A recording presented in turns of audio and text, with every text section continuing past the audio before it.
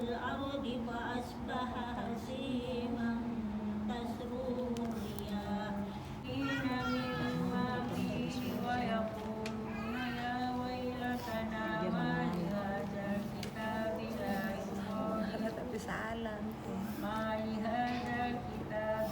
يغادر صغيرة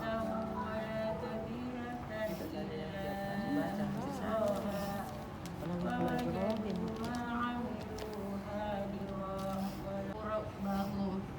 ويستغفروا ربهم إلا أن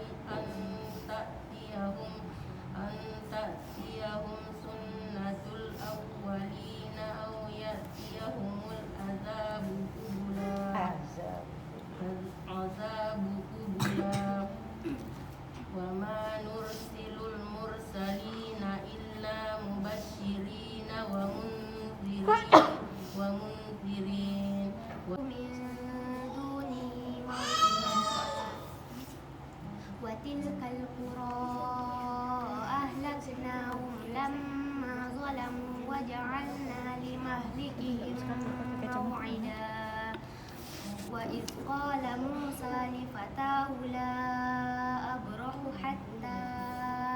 أبلغ مجمع البحرين أو أمضي حقبا لفتاه آتنا غداءنا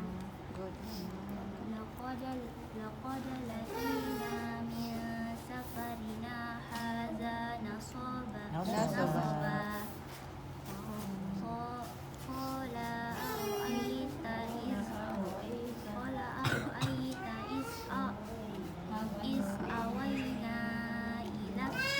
الصخرة فإذ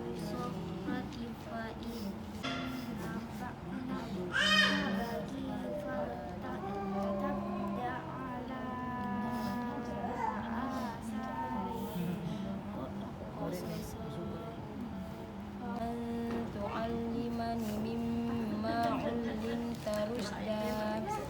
قال إنك لن تستطيع معي صبرا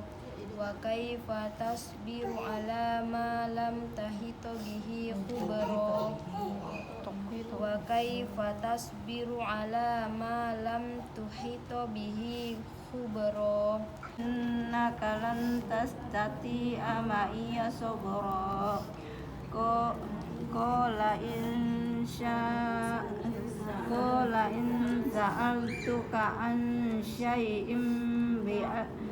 بعدها فلا تصاحبني من كل شيء سببا فأتبع سببا حتى إذا بلغ مغرب الشمس وجدها تغرب في عين حمية ووجد عندها قوما قلنا يا ذا القرنين إما أن تؤذب وإما أن تتخذ فيهم حسنا قال أما من ظلم فسوف نعذبه ثم يرد إلى ربه فيعذبه عذابا نكرا وأما من آمن وعمل صالحا فله جزاء الحسنى وسنقول له من أمرنا يسرا وكان وعد ربي حقا